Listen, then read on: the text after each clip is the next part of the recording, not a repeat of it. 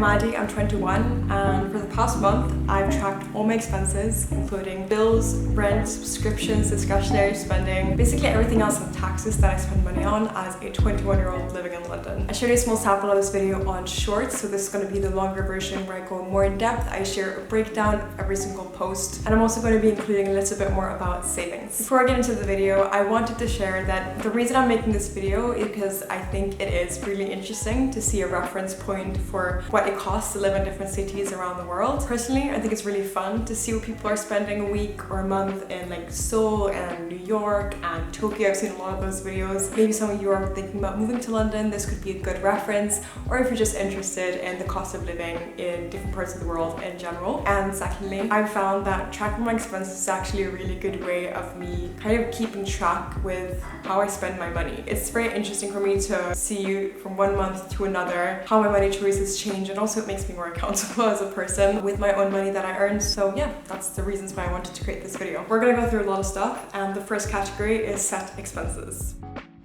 The first subcategory under set expenses for me is my rent and my bills. I share a one-bed flat with my boyfriend.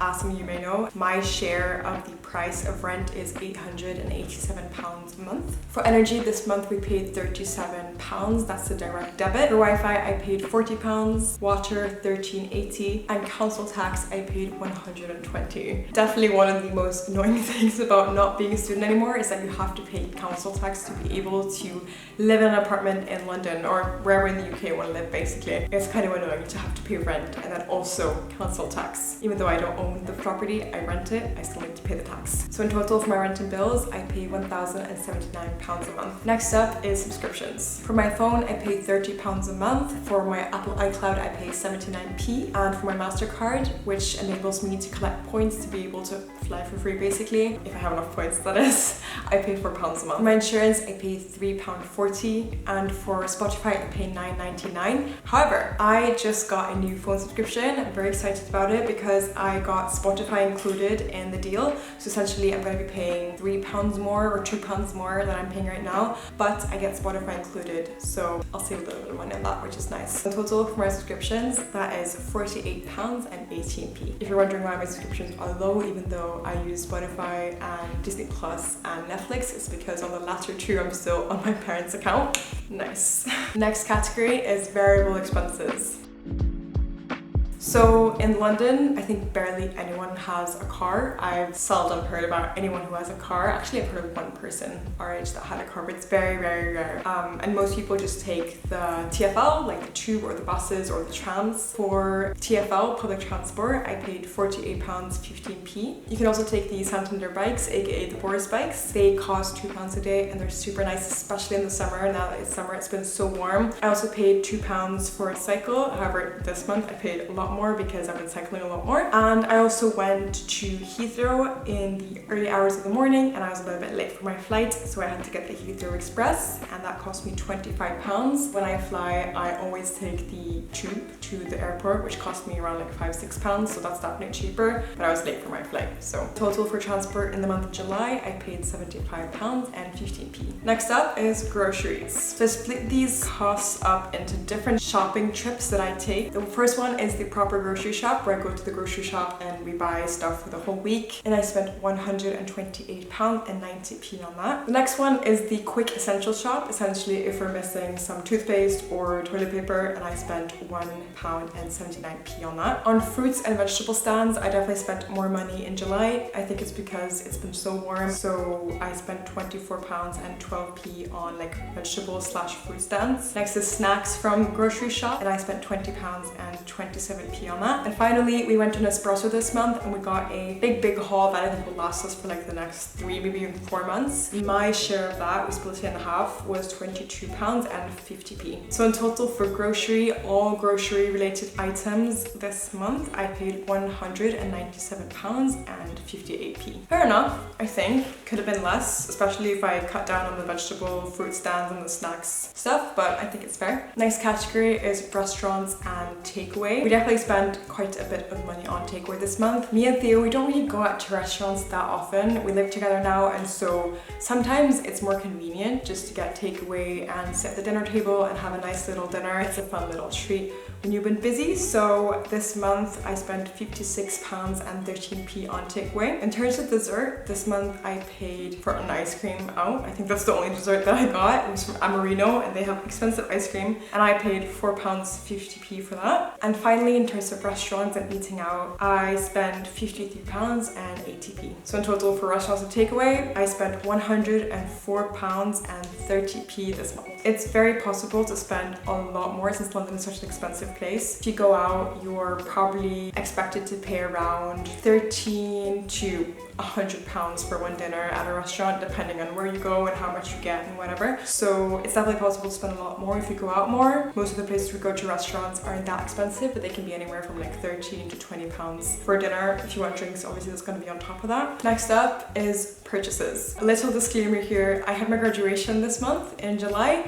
which was super fun, but it also meant me having to splurge on a dress, basically that outfit that you wear for graduation, which was a little bit annoying. Yeah, it's a cost, you know, that won't happen every month. So I spent £439 on the graduation outfit and bathing suit in total. We bought some new furniture for the apartment. We moved in June, so we're still kind of getting all the furniture up in the flat. And for the furniture in total, I spent £265. I bought some beauty items this month. I bought a shampoo and a sunscreen. I think I bought something else too, maybe like some period stuff, I have no idea. In total that was £61. So altogether I paid £775. But as I said, it's not normal for me to buy a graduation outfit every month, so it's definitely an outlier. I also barely ever buy clothes. The bathing suit was probably my first clothes purchase in around 3 months. Part of the dress also came out from savings, so it didn't only come out of this month's income. Coffee and bakery. I am a coffee lover. I also am a croissant and pain au chocolat lover. I do spend quite a bit of money on that. I spent £14 and 89p on coffee. I also spent £25 and 42p at Joe & the Juice. Definitely need to cut that down. On bakery in total, I spent £16 and 26p. All in total for coffee and bakery, that's £56 and 57p. Finally, we have travel. This is an outlier because I do not travel every month. The last travel I did outside of this month's travel was in February, and before that it was in May. So I travel, I'd say almost every 6 months I do a little trip. This month I went to Greece with my family and I went to France with my friends. So my trip to Greece with my family, I didn't really spend a lot. However, the trip to France I paid for myself. We saved a bit of money by going to my friend's flat in France, so we didn't have to pay for accommodation. So basically our only expenses was grocery, restaurant and drinks, transport, which was gas for the car, taxis, the commute to and from the airport, and the plane tickets. And I also made some small purchases when I was there. I bought some vinaigrette from a local market, I bought saucisson, I bought some soap as a gift. In total, all my travel expenses for the 5 days of traveling plus the little trip to Greece with my family